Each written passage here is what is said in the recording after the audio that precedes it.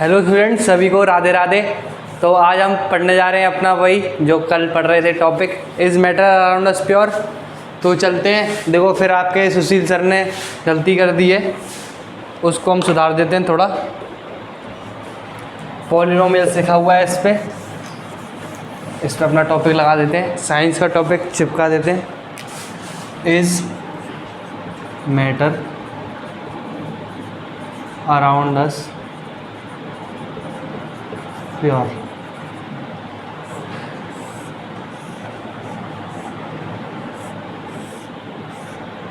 अब चलते हैं आगे। तो कल बात हो रही थी कंसंट्रेशन के बारे में, लिख देता हूँ टॉपिक कंसंट्रेशन। तो मैंने कल आपको 3 फॉर्मूले लिखवा दिए थे, mass by mass, mass by volume, volume by volume. तो ये फॉर्मूले लिखवा दिए थे। अब उसका जो बेसिस है वो समझते हैं थोड़ा कि कंसंट्रेशन होती क्या है। कंसंट्रेशन आपकी क्या होती है, एक सिंपल टर्मिनोलॉजी होती है कि amount of solute present in solution. Okay, तो लिख देता हूँ कंसंट्रेशन क्या है, एनालॉजी है, analogy the amount of solute present in the solution. और क्या, जब आपसे कोई पूछ रहा है कि भाई इस चीज़ की कॉन्सेंट्रेशन बताओ, तो इसका सीधा सा मतलब यही है कि वो आपसे ये पूछ रहा है कि इस चीज़ में ये पर्टिकुलर चीज़ का, यानी कोई बड़ी सी चीज़ है उसमें एक छोटी सी चीज़ मैंने डाल रखी है, उसका हमें कंसेंट्रेशन बताओ, यानी कितनी मात्रा में वो चीज़ प्रेजेंट है। ठीक है, तो इसका सिंपल बेसिस मीनिंग था कंसेंट्रेशन का, the amount of solution present in the solution. ठीक है, अब आगे चलते हैं। लिख लिया होगा डेफिनेशन, अभी ख़त्म नहीं हुआ है टॉपिक, क्योंकि मैंने आपको बोला था कि आगे पढ़ाते हैं कुछ, मतलब पीछे से मैंने पहले फॉर्मूला पढ़ाए थे क्योंकि वो ज़्यादा इम्पोर्टेंट है। तो अब समझ लेते हैं थोड़ी बहुत चीज़ों को बारे में। पहली होती है डाइल्यूट सॉल्यूशन, डाइल्यूट।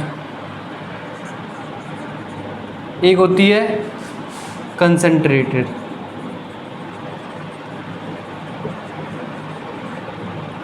आपने कभी सुना होगा, अगर आपके स्कूल में केमिस्ट्री लैब होगा तो आपने वहाँ सुना होगा कि अगर गए होगे तो उसमें बोलते हैं कि ये डाइल्यूट HCl रखा है यहाँ, और एक जगह डाइल्यूट HCl रखा है, डाइल्यूट H2SO4 रखा है, और एक जगह रखा है कॉन्सेंट्रेटेड H2SO4, कॉन्सेंट्रेटेड आपका H2SO4 और HCl। ठीक है, तो इस चीज़ का मतलब क्या होता है डाइल्यूट और कॉन्सेंट्रेटेड का। तो एक टर्मिनोलॉजी होती है, ये दोनों ना रिलेटिव हैं। रिलेटिव यानी एक बड़ा भाई है तो छोटा भाई है। कॉन्सेंट्रेटेड को आप ये समझ लो ये बड़ा भाई है, ये इसका बिग ब्रदर है। बिग ब्रदर क्या है, बिग ब्रदर जिम्मेदारियाँ समझता है, परफेक्ट होने की कोशिश करता है, समझता है क्या चलना है आगे चीज़ों को, क्या चीज़ परफेक्ट होनी चाहिए, कैसे चलना है, कैसे करना है। ये इसका स्मॉल ब्रदर है, यानी ये इसका छोटा भाई है आपका डाइल्यूट सॉल्यूशन। डाइल्यूट सॉल्यूशन अगर आप इसका छोटा भी है तो वो क्या करेगा, वो अपने भैया की छत्र छाया में रहने की कोशिश नहीं करेगा, भागने की कोशिश करेगा, मस्तीगिरी करने की कोशिश करेगा, हैं।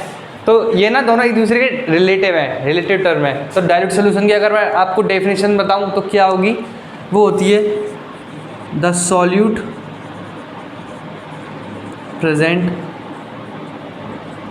In solution is comparatively less is known as,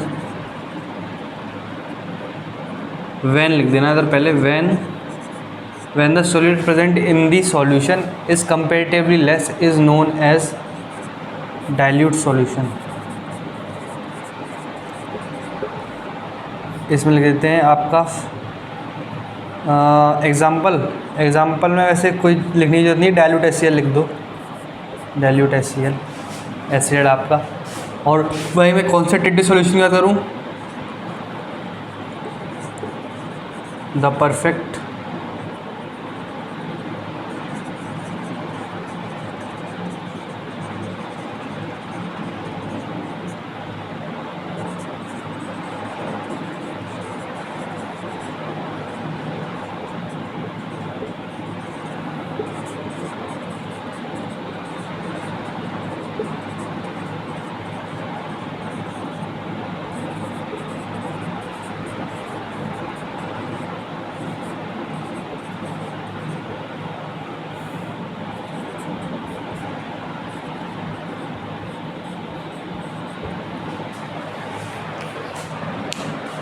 देखो अब समझते हैं इसको डेफिनेशन के द्वारा। आपको मैंने एनालॉजी के द्वारा तो समझा ही दिया, अब थोड़ा डेफिनेशन के द्वारा भी समझ लेते हैं। देखो डाइल्यूट सॉल्यूशन क्या होता है? डाइल्यूट सॉल्यूशन होता है when the solute present in the solution is comparatively less is known as dilute solution. अब देखो यहाँ ना एक टर्म आ रहा है कंपैरेटिवली, इसका मतलब होता है कंसंट्रेशन से, कंसंट्रेटेड से। कैसे? बड़ा छोटा भाई समझ रहे हो? तो एक कंपैरिजन तो होगा, घर वाले बोलेंगे बड़ा भाई तुम्हारा ऐसा, छोटा भाई ऐसा, तो एक कंपैरिजन होता है।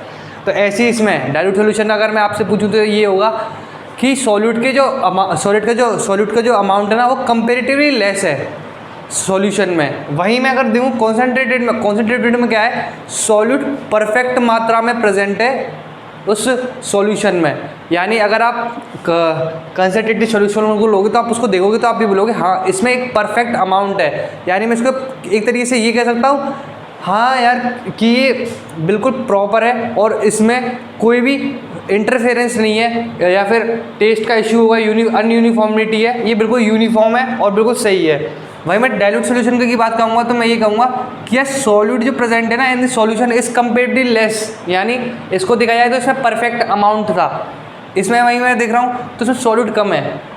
तो बस इन दोनों डेफिनेशन का टर्मिनोलॉजी यही है, डाइल्यूट सॉल्यूशन, कंसंट्रेटेड सॉल्यूशन। अब एग्जांपल पे आते हैं। डाइल्यूट HCl में आपको बताता हूँ क्या होता है। डाइल्यूट HCl ये होता है कि हमने HCl लिया होगा, अब उसमें मैं पानी मिला रहा हूँ, तो उसको पानी मिला के पता है क्या कर रहा हूँ? मैं उसको एक तरीके से डाइल्यूट कर रहा हूँ। वहीं मैं अगर बिल्कुल HCl लूँ जिसमें परफेक्टली एक्वा सॉल्यूशन में बनता है, आपको मालूम है HCl, तो पानी और HCl की जो मात्रा है वो एक तरीके से परफेक्ट है। जितना HCl एक कॉन्सेंट्रेटेड सॉल्यूशन में होना चाहिए सॉल्यूट पार्टिकल्स वो हैं। वहीं मैं अगर देखता हूँ डाइल्यूट HCl में तो कहीं ना कहीं मैंने सॉल्यूट और उसमें सॉल्यूट में मैंने इंटरफेरेंस करने की कोशिश करी, समझ रहे होगे? ठीक है, इससे क्या होगा आप देखना। अब मैंने डाइल्यूट HCl में जब मैंने पानी डाला तो HCl क्या है? एक्वस है। एक्वस यानी उसमें पानी पहले से प्रेजेंट था, मैंने और पानी मिलाया यानी मैंने सॉल्वेंट एक तरीके से सॉल्वेंट बढ़ा दिया और सॉल्यूट क्या हुआ है? सॉल्यूट कम हो गए। ठीक है, समझ गए होंगे। अब आगे चलते हैं, लिख लेना से, लिख लिया होगा। ओके आगे चलते हैं। यो अब आ रहे हैं कॉन्सेंट्रेशन में एक और टर्मिनोलॉजी पे, वो होता है आपका सैचुरेटेड सॉल्यूशन।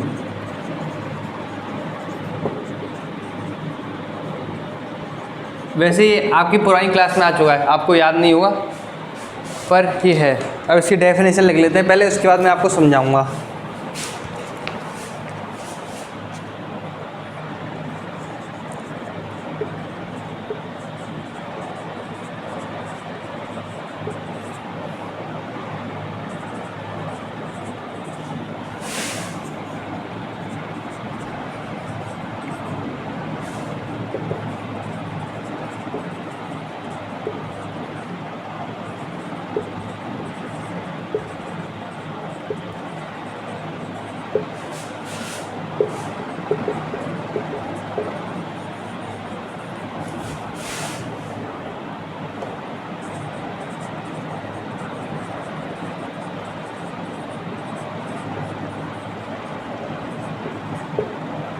ठीक है,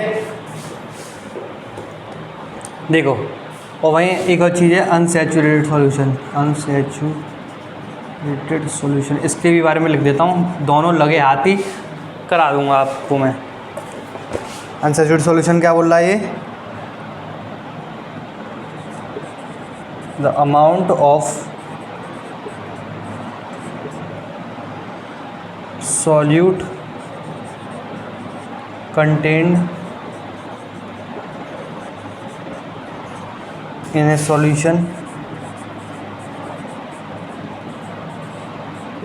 is less than the saturation level.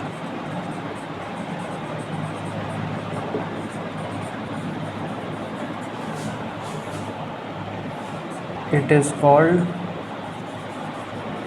unsaturated solution. आइए जल्दी से समझते हैं। बोरिंग तो देखो भाई, बोरिंग तो नहीं लग रहा है ना? ताकत आओ, फ्रेश हैं। तो अब जल्दी जल्दी बताता हूँ मैं आपको सैचुरेटेड सॉल्यूशन क्या कह रहा है, पहले इसकी डेफिनेशन पढ़ लेते हैं। When no more solute can be dissolve in a solution at a given temperature it is called saturated solution. यानी मैंने क्या किया है, एग्जाम्पल लेते हैं, एग्जाम्पल से ज़्यादा अच्छे से समझ आता है। मैंने नींबू पानी बनाया था, नींबू पानी बन गया परफेक्ट, उसमें बहुत सही चीज़ें थी।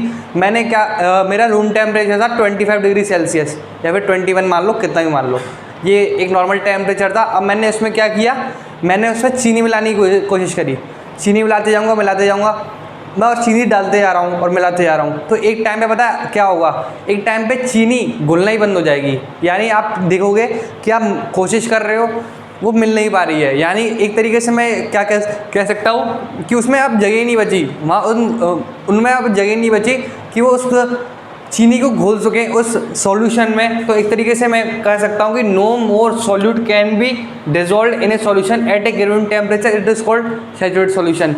यानी एक तरीके से अब क्या हुआ, जो मेरा लेमनेड था जिसमें मैंने एक्स्ट्रा चीनी डाल दी थी, वो अब क्या बन चुका है, एक सैचुरेटेड सॉल्यूशन बन चुका है। यानी अब उसमें मैं एक तरीके से अब उस जो चीज़ मैंने एक्स्ट्रा डाली थी अब उसको मैं और ज़्यादा नहीं डाल सकता, वो डिज़ोल्व ही नहीं होगी मैं कितनी भी कोशिश कर लूँ।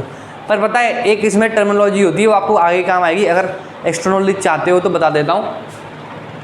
यहाँ टेम्परेचर का ना बहुत बड़ा रोल रहता है, क्योंकि टेम्परेचर क्या करता है ना, टेम्परेचर आपको मैंने देखो मैटर का चैप्टर पढ़ाया था, अगर उससे आप दिमाग लगाओगे ना तो कुछ ना कुछ हो सकता है। अगर मैं आपको बोलूँ इसमें मैं अगर टेम्परेचर बढ़ा दूँ तो क्या होगा, तो कई बच्चे सोच रहे हैं टेम्परेचर का इफेक्ट हमें मालूम तो था कि force of attraction come, vibration ज़्यादा। हाँ भाई तू सही जा रहा है, सही रास्ते पे जा रहा है, यही था। तो बोल रहे हैं भैया टेम्परेचर से मैं बताऊँ क्या होगा, टेम्परेचर से होगा, आप टेम्परेचर बढ़ाओगे ना तो वो पार्टिकल्स घूमना शुरू हो जाएंगे, घूमना शुरू होंगे, स्पेस क्रिएट होगा। तो जो चीनी में आप डाल रहा था एक्स्ट्रा वो भी घुलना शुरू हो जाएगी।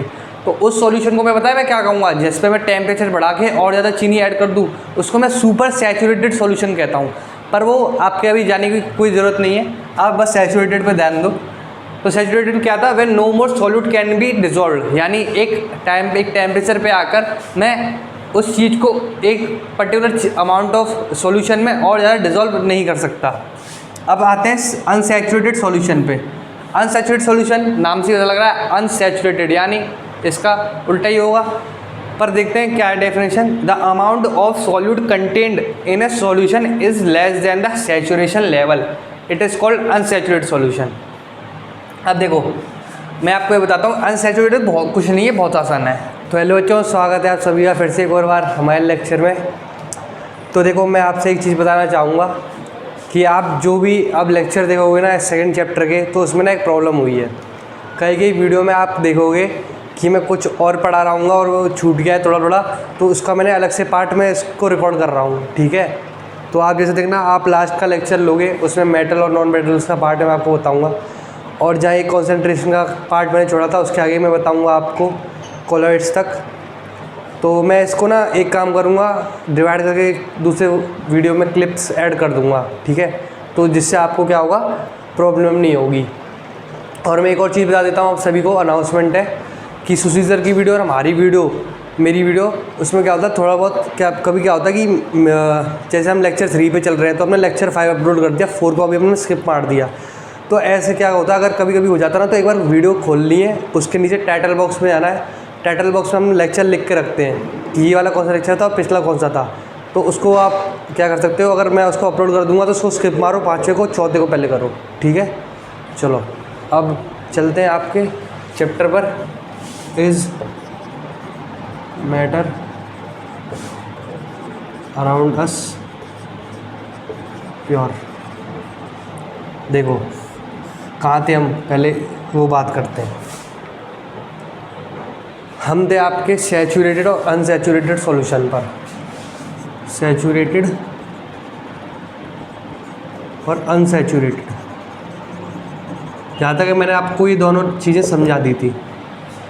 सैचुरेटेड क्या सॉल्यूशन क्या होता है, एक बार फिर से लिख देता हूँ अच्छे से।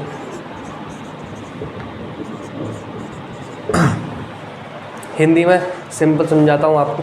सैचुरेटेड सॉल्यूशन एक ऐसा सॉल्यूशन है जिसमें क्या होता है, आप एक fixed amount of solute he dissolve कर सकते हो। जैसे मैंने पानी लिया, उसमें मैंने चीनी ली, मैं एक टाइम तक उसमें चीनी घोलते जाऊँगा। एक टाइम ऐसा आएगा एक फ़िक्स टेम्परेचर पे जब वो चीनी घुलना बंद हो जाएगी, ऐसा क्यों हुआ? क्योंकि जो वाटर पार्टिकल्स थे उनके बीच में स्पेस था, वो शुगर पार्टिकल्स ने घेर लिया। अब आगे इतनी जगह बची नहीं है कि इसमें और शुगर ऐड की जा सके। तो ये होता है सैचुरेटेड सॉल्यूशन, सैचुरेटेड सॉल्यूशन। और अनसैचुरेटेड सॉल्यूशन क्या होता है कि जिसमें जो सैचुरेटेड के बाद बनता है, यानी सैचुरेटेड सॉल्यूशन में आपने फिक्स्ड अमाउंट ऑफ चीनी डाली थी, सॉल्यूट डाला था, मिक्स हुआ, ठीक है। अब एक ऐसी कंडीशन आएगी जिसके बाद वो डिज़ोल्व होना बंद हो जाएगा, तो उस सॉल्यूशन को हम नाम दे देंगे अनसैचुरेटेड सॉल्यूशन, ठीक है। अब आगे चलते हैं, क्या बोल रहे हैं।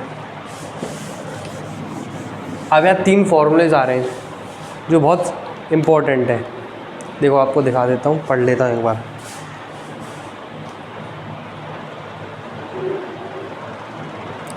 यहाँ सीधी सी बात आ रही, कंसंट्रेशंस फॉर्मूलाज। देखो कुछ नहीं है, इजी, बहुत सिंपल सी बात है। कंसंट्रेशन का मैंने आपको डेफिनेशन क्या बताई थी? कंसंट्रेशन की डेफिनेशन थी कि एक फिक्स्ड अमाउंट पे कितनी चीज़ प्रेजेंट है। अगर आपसे भी कोई पूछता है, आप पढ़ रहे होते हो, तो आपकी कंसंट्रेशन कितनी है, कंसंट्रेशन यानी आप फोकस कितना हो। ऐसे ही जब सॉल्यूशन की बात आती है, उसमें कंसंट्रेशन का मतलब होता है कि एक पूरा जो हमने सॉल्यूशन लिया है उसमें कितना amount of fixed cheese present है, ठीक है। जैसे मैंने अभी फिर से एग्जांपल बता देता हूँ आपको। आपने पानी में चीनी डाली थी, तो आपसे अगर कोई पूछ ले कि इसमें चीनी बताओ कितनी है, तो अब बताओगे कंसंट्रेशन फार्मूलाज की मदद से। अब देखो, आप कंसंट्रेशन को 2 चीज़ों में मेज़र कर सकते हो, ठीक है। एक होती है मास, एक होता है वॉल्यूम। क्यों? हम जनरली ये 2 चीज़ ही लेते हैं किसी भी चीज़ को मेज़र करने के लिए। अगर आपने चीनी मिलाई पाउडर फॉर्म में, तो आपसे कोई पूछेगा कि कितने केजी मिलाई, और अगर मैं वहीं उस चीनी को उसका सॉल्यूशन बना देता हूँ, यानी शुगर सिरप बोलते थे, शुगर सिरप, तो मैं उसको किस में रिकॉर्ड करूँगा? वॉल्यूम में रिकॉर्ड करूँगा, ठीक है। तो अब मैं उन 3 फार्मूलों को आपको बता देता हूँ जल्दी से। पहला फार्मूला होता है मास बाय मास, सेकंड होता है मास बाय वॉल्यूम, थर्ड होता है volume by volume.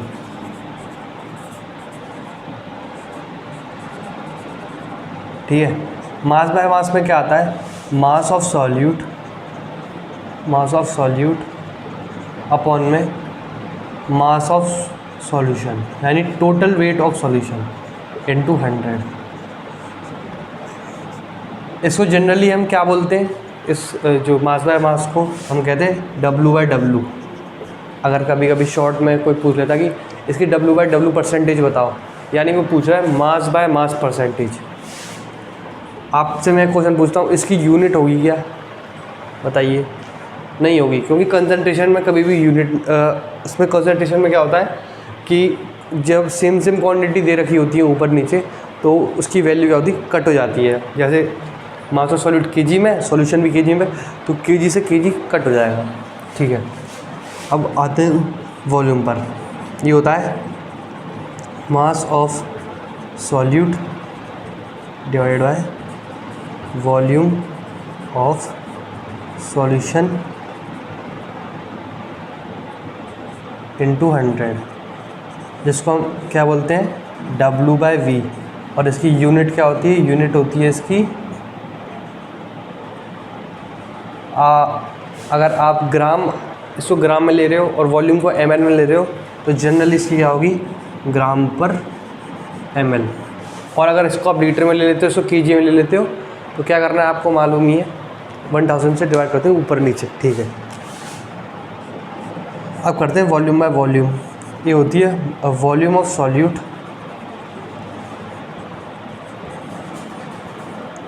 Upon volume of solution, volume of solution into 100, ठीक है। इसको कहते हैं V/V।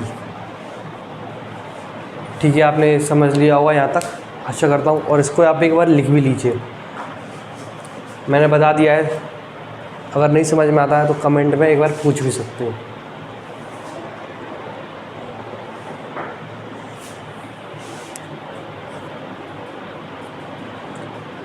चलो ठीक है।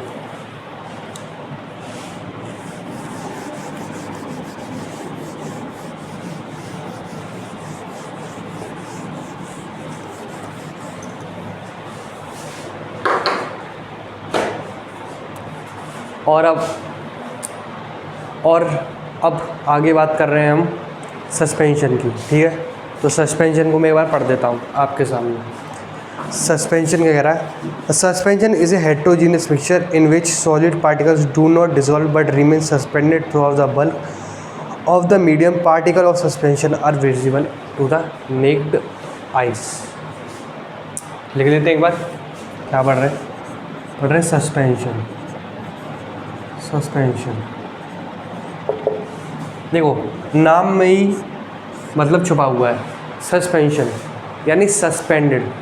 अगर आप किसी को भी सस्पेंड कर दोगे, जैसे मैं अगर आपको स्कूल की बात बताऊं, किसी बच्चे को सस्पेंड कर दिया जाता है तो आपने देखा होगा वो इधर से उधर भटकता रहता है, बार बार इधर ऑफिस में जाएगा, वहाँ टीचर के पास जाएगा, बोलेगा सर मुझे सस्पेंड मत करो, मेरा ये वो तो घूमता रहता है, एक तरीके से सेटल डाउन नहीं होता, वो आराम से बैठता नहीं है कहीं।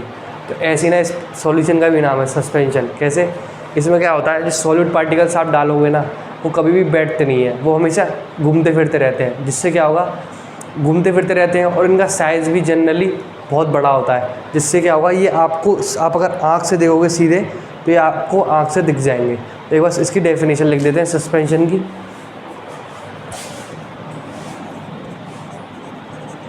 ये सस्पेंशन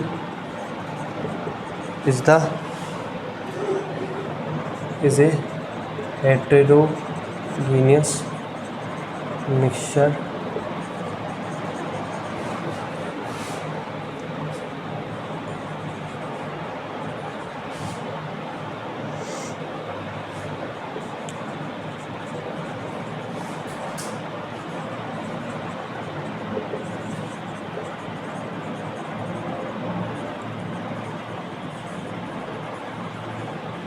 शॉर्ट में लिखते हैं डेफिनेशन, ज़्यादा हाईफाई करने की जरूरत नहीं है।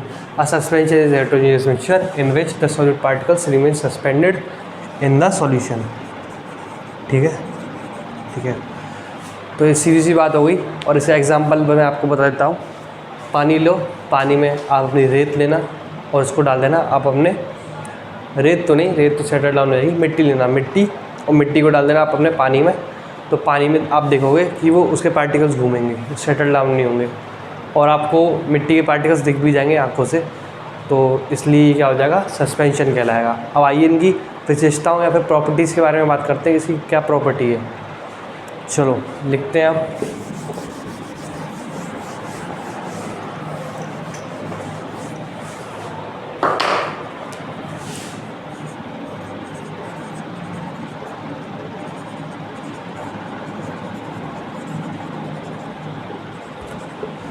तो देखो सबसे पहले प्रॉपर्टी तो आप मालूम ही है कौन सी है, it is a heterogeneous mixture. ठीक है। सेकंड क्या कह रहा है, अगर ये हेटेरोजीनियस मिक्सचर है तो आगे सेकंड देख लेते हैं। सेकंड बोल रहा है ये the particle suspension can be seen by naked eyes.